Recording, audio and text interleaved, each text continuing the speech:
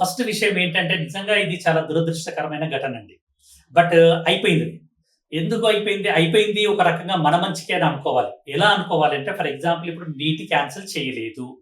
Neat cancel చేయకుండా ఉండినట్టయితే paper leakage జరిగిన మాటనైతే వాస్తవం. ఎవరైతే పేపర్ లీకేజ్‌కి ఎక్స్‌పోజ్ అయ్యారో, ఏ స్టూడెంట్స్ అయితే పేపర్ లీకేజ్‌కి ఎక్స్‌పోజ్ అయ్యారో న్యాచురల్‌గా వాళ్ళకి బెటర్ మార్కులొస్తాయి.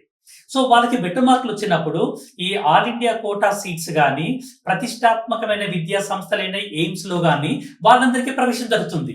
ఎవరైతే కష్టపడి ప్రిపేర్ అయ్యారో, ఈ కష్టపడి ప్రిపేర్ అయిన వాళ్ళు వాళ్ళ బ్యాక్ సీట్‌లోనే ఉండాల్సొస్తుంది. వాళ్ళ కోరికలండి అంటే నేను ఎయిమ్స్‌లో చదవాలనేది ఒక జీవితకాల కోరిక చాలా మంది పిల్లలకు ఉంటుంది. ఎయిమ్స్ ఢిల్లీలో నేను చదవాలన్న కోరిక వాళ్ళని వైద్య వృత్తిని బైపీసీ తీసుకోవడానికి కారణమై ఉంటది. మరి ఇప్పుడు అలాంటి పిల్లలందరికీ అన్యాయం జరిగినట్టే కదా!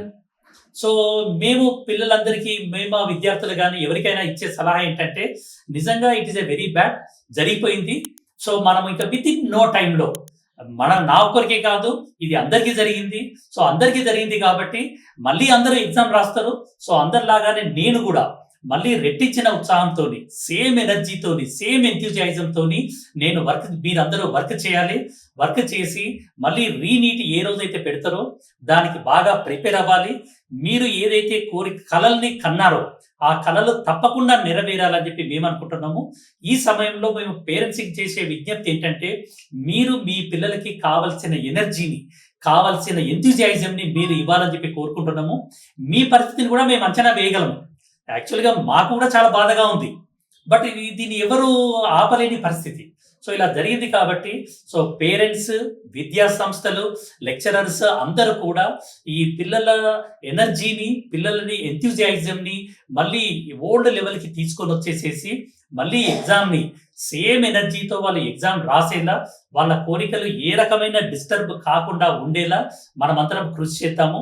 And dear children, we are with you. There is no need for you to worry at all. Why they should not go for online exams? యాక్చువల్‌గా 2024లో ఎగ్జామ్ లీకేజ్ అయ్యి దేశవ్యాప్తమైన చర్చ జరిగినప్పుడు వాళ్ళకు ఒక కమిటీ వేయడం జరిగింది. ఆ కమిటీ రకరకాల ప్రపోజల్స్ ఇచ్చారు. మరి ఆ ప్రపోజల్స్‌లో ప్రాక్టికల్ ఫీజిబిలిటీ కూడా వాళ్ళు చూసుకోవాలి కదా! ఆ ప్రాక్టికల్ ఫీజిబిలిటీ చూసి ఈ పెన్ అండ్ పేపర్ మోడల్ అనేది బెస్ట్ ఆప్షన్‌కి అని అనుకోని వాళ్ళు ఎగ్జామ్ కండక్ట్ చేశారు. సో, 2025లో బానే జరిగింది. సో, 2026లో ఇలా జరిగింది.